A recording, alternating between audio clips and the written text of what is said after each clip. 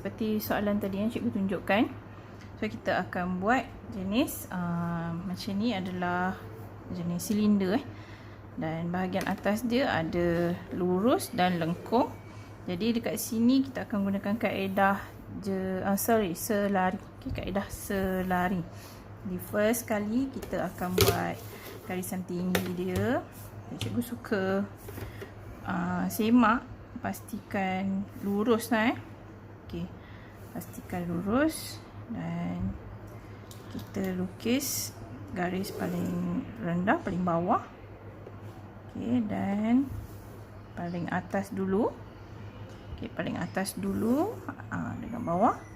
Okay, dan kita akan pilih K, claim dia, permulaan claim.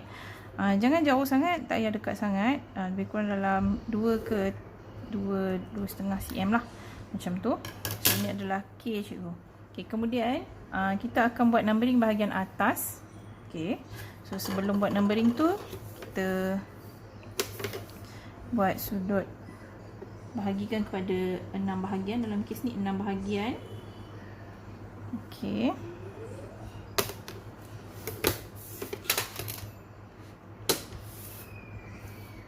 Sebab dia separuh bulatan, jadi 6 bahagian. Kita bahagikan. Okey. Last sekali.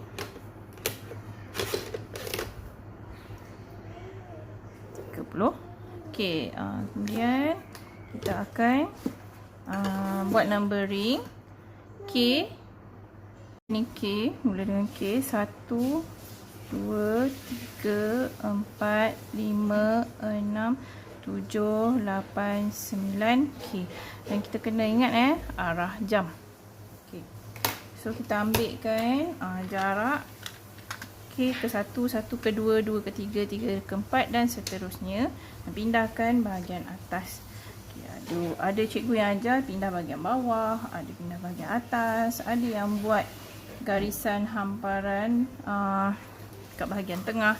Tu tak jadi masalah. Semua sama sahaja. Okey, beza dia adalah kalau awak tak nak cuai, so kita pastikan lepas buat kita terus numbering. Okey, so ni 1, ni 2. Kemudian 2, 3. Okey, yang ini 2, 3 kita pastikan garisan lurus ni semua garisan lurus, jadi ada garisan lipatan kat sini. So 4, lepas tu 4 ke 5, 5 ke 6 kita check sama tak. Kalau sama, should be sama lah, sepatutnya sama. Okay, ni 5, 6, 7, 8, 9 dan K. So dekat sini cikgu dah terkurang satu garisan. Jadi kita tambah sahaja garisan tersebut. So okay, pastikan lurus lah pastikan lurus macam yang tadi. Okay, dan kita bawah sekali Okay, lepas tu kita akan buat garisan elemen. Okay, so cikgu akan buat garisan elemen 1, 2, 3, 4, 5, 6, 7, 8, 9 dan K. Pastikan semua garisan titik-titik ataupun lipatan mesti diakhiri semula dengan claim K. Okey, claim adalah bahagian kita potong. Okey, buka. Okey, lepas tu cikgu akan numbering bahagian atas dahulu satu-satu, lepas tu bahagian bawah dan last sekali baru cikgu akan buat bahagian tengah. So macam itu cara cikgu lah. Okey, K. So K ada 1, so cikgu ambil 1 kat sini, 2 dengan 3, lepas tu 4 balik dan 5, 6, 7, 8, 9, 10 ni kita akan dapatkan tinggi dia. Okey, menggunakan unjuran. So garisan unjuran 9 dengan 5 berkongsi dan 6 dengan 8 pun berkongsi. Dekat sini 4, ada 4 bawah dan 4 atas. 5, 6, 7, 8, 9 dan K balik. Okay, bila kita dah setting, kita dah tulis ketinggian tu, yang ini kita pindahkan saja. So dekat sini nombor 1 K, K bermula K sampai 4, tinggi dia sama. So K sampai 4 tinggi dia sama. So kat sini cikgu dah boleh garis tinggi dia sama saja, K sampai 4. Okay, so K sampai 4 tinggi dia sama. Dan kita akan naik ke atas, pergi ke tinggi balik, tinggi paling atas, dan kita turunkan sikit-sikit. Ni 5 dengan 9. Okay, so yang ni sebenarnya cikgu akan buat serentak. Okay, so 5 dengan 9. Sebab ada tulis cikgu, sebab tu cikgu suka numbering. Bila cikgu numbering, cikgu akan mengurangkan masa. Masa cikgu tak payah nak pergi balik dekat tinggi yang sama.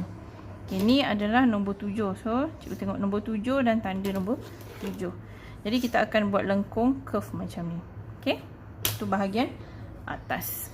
Okay, jadi kita sambungkan lengkung kita dengan French curve. Okay, cuba tengok. Bila kan dia macam simetri. Dia sepatutnya simetri lah, sebab potongan dia sama untuk depan dan belakang. Ni depan, ni belakang. Jadi kalau simetri, kita janganlah pening kepala nak sambung macam ni. Tak boleh. Okay, tak payah. Kita just flip sahaja. Okay, ni tips penggunaan French curve. So kalau kita tahu kawasan tu, kita akan gunakan bahagian tu. Jadi yang sebelah satu lagi tu pun kita akan guna lengkung yang sama lah, cuma kita flip sahaja. Okay, so kita akan dapat lengkung yang cantik kat sini. Dan kita buat bahagian bawah pula. Okay, dekat sini K1. Okay, cikgu numbering dekat sini. K dengan 1 pada titik yang sama. Okay, 1, 2 dengan 3. Lepas tu 4 dekat bawah yang sama juga, 4. And then ada 5, 6, 7, 8, semua bahagian bawah. Jadi bila semua bahagian bawah, kita nak turunkan pun boleh, tak turun pun tak apa. So dekat dalam kes ni cikgu faham 5, 6, 7, 8 semua bahagian bawah ni 5, 6, 7, 8, 9 dan jumpa balik K bahagian bawah. Jadi kita tak payah susah-susah cari ketinggian dekat situ. Kita cuma perlu cari ketinggian di bahagian lipatan permukaan lurus dekat sini. So cikgu akan pindahkan. So 1 dengan K di tempat yang sama. Kat sini juga K 1, 1, 2. Okay, 2 dia dah pindah tempat. So dia pindah tinggi ni 2. 3 pun sama. Lepas tu 4 ke bawah balik. Okay, bila ke bawah balik, so kita sambungkan K ke 1, 1 ke 2. Kat sini tengok bahagian atas. 2 ke 3, 3 ke 4. Okey, ini semua adalah permukaan lurus rata. Lurus rata. Okey, sebab lurus dan lurus. Bahagian depan lurus, bahagian atas lurus. Okey, bila masuk 4 dan seterusnya, kita dah mula lengkung. Jadi 4, 5, 6 ni walaupun dia straight, tapi garisan elemen kita takkan garis. Okey, dia tak ada garisan lipatan. Okey, so dia straight sampai K kat bawah ni. Okey, dah siap yang tu, kita akan buat bahagian lubang pula. Okey, bahagian lubang, cuba kita tengok kat sini. Kita unjurkan naik atas permulaan lubang kat sini. Dia macam mulut lah.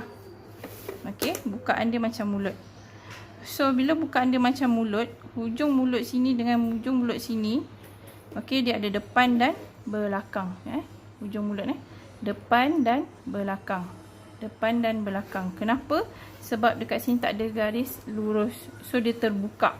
Bila tak ada garis lurus, maksudnya lubang ini dari depan ke belakang. Dari depan ke belakang. Jadi kita akan buat, kalau cikgu akan letak huruf A dan B sebagai kenyataan bahagian hujung sini depan. Okey, depan kalau buka mulut buka mulut depan, dan B dekat belakang dia. A depan, B belakang.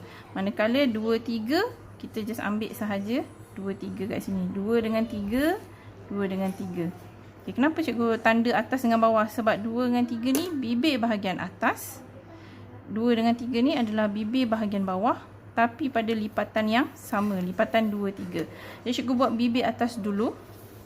Kita akan dapat permulaan dia A. Okay, ada A tak kat sini? Tak ada. So, kita kena wujudkan A. So, sama ada awak ambil 1 ke A ataupun A ke 2. Okay, dalam kes cikgu tunjukkan 1 ke 2. Jadi, cucuk 1 mahala ke arah 2. So, cikgu akan dapat A kat sini. Okay, A kat sini. So, lepas tu kita akan garis lurus. Sediakan garisan elemen. Okay. Nanti cikgu bagi tahu kenapa cikgu tulis A. Cikgu tak letak huruf. Okay, so untuk A, kita akan tanda pada A. Lepas tu ketinggian 2 ada. 2 ada, 3 ada. So, kita ambil tinggi 2. Tinggi 3. Okay, sekarang kita patah balik ke B. Nampak B. A, 2, 3, B. So, B dekat belakang tak ada. So, kita kena cari jarak B. Okay, cikgu buat 3 lah. 3 ke B. Mana-mana pun boleh sebenarnya. Okay. 3 ke B. So, cikgu ambil jarak 3 mahala ke arah 4. So, cucuk 3 mahala ke arah 4 untuk dapatkan B kita. So, dekat sini kita akan dapat B. Okay, so, untuk B dekat sini. Okay. So, B kita tanda dekat B kat sini. So, kita akan dapat garisan bahagian atas. So, A pergi ke 2. 2 pergi 3, 3 pergi B. Okay, ni bibir bahagian atas. So, bahagian bawah 2 dengan 3 kita tak garis lagi. So, AB tak payah cari dah sebab dah ada. So, kita akan buat garisan bahagian bawah ni. Dan kita lengkapkan pertemuan dia antara A dengan B. So, kita dah dapat bukaan mulut kat situ. So, sekarang dah siap bahagian ni. Untuk lipatan, kita akan garis hanya pada nombor. Sebab hanya nombor sahaja mempunyai lipatan. Okay, A dengan B tak ada lipatan. Jadi, jangan garis lurus pada A dengan B. Kalau garis ini salah. So, kita garis dekat A. Lipatan A. 1. Lipatan 2. Lipatan 3. Dan lipatan 4. Okay. Nanti kita akan buat bulatan mulut bahagian bulat. Okey. Jadi sekarang kita buat bahagian lubang ni pula. Okey. Jadi dekat sini kita buat macam tadi. Kita numbering dulu. Kalau tadi kita dah numbering bahagian atas, kita numbering bahagian bawah, bahagian tengah dia. Okey, kat sini cikgu hanya letakkan 2 dekat sini. Tengok bahagian belakang ni, AB kita dah guna. So, cikgu gunakan C dan belah sini D. Sama juga macam tadi. Kita cari bahagian hujung mulut itu. Okey, tepi yang bahagian bukaan belah belakang dengan bahagian depan dekat sini. Okey. So, dekat sini kita ada C dan D. Okey, C dan D. Yang ini kita ada 5, 9, 6, 8. 7 lah dekat sini. Sama juga bawah ni pun 5, 9, 6, 8 dan 7. Okey. So, sekarang ni kita nak pindahkan dulu CD ni. Okey, CD ni kita kena ambil jarak dia letak dekat sini. So, cikgu ambil jarak 4 ke 9 mahala ke arah 5 4, 9 mahala ke arah 5. Okey, 4, 9 mahala ke arah 5 dan juga sama tak? Okey, sama. K ke arah D. K ke arah D sama juga dengan 5, 9 tadi. Okey, so cikgu sediakan garisan elemen. Ini C, yang ini D. Okay, garisan elemen C dan garisan elemen D. Okay, garisan ni garisan binaan ya. Okey, kemudian kita akan pindahkan tinggi. Okey, kita pindah tinggi. kita pindah tinggi. Okey, kita tengok dekat atas ni. Tadi kita buat bibir dia ada atas dengan bawah macam ni, tak sama tinggi. So yang ini bibir dia atas bawah ni, bibir bahagian atas ni dia sama tinggi. Jadi C hingga D kita senang je, kita dapat buat satu garisan panjang. Tapi kena hati-hati Kita mula dengan garisan sini C dan berakhir di D. Okey. Part C ke D. Semua tinggi sama. Okey, bahagian bawah ni sahaja akan berubah. So C dan D dah ada titik dia. So kita buat titik 5, 9 dengan 6, 8. Okey, dapatkan titik 5, 9. Okey, pastikan tinggi dia sama 5. So 5 dengan 9 dan 6, 8. Okey, 6 titik 8 dan last sekali titik 7. Okey, 7 kat sini. Dan kita akan dapat lengkung ni. Kita sambungkan lengkung tu guna French curve. Tak sesuai kat situ. Kita cuba gunakan French curve yang sederhana. Okey, lebih sesuai. Sambungkan dan sambungkan. Okey. Dan terbalikkan macam cikgu ajar tadi. Kalau kita dah tahu tempat dia kat mana, so kita balikkan dia untuk buat sambungan seterusnya untuk bahagian mirror dia. Okey. Dan sini dan sini. Okey. Jadi dah siap yang ni.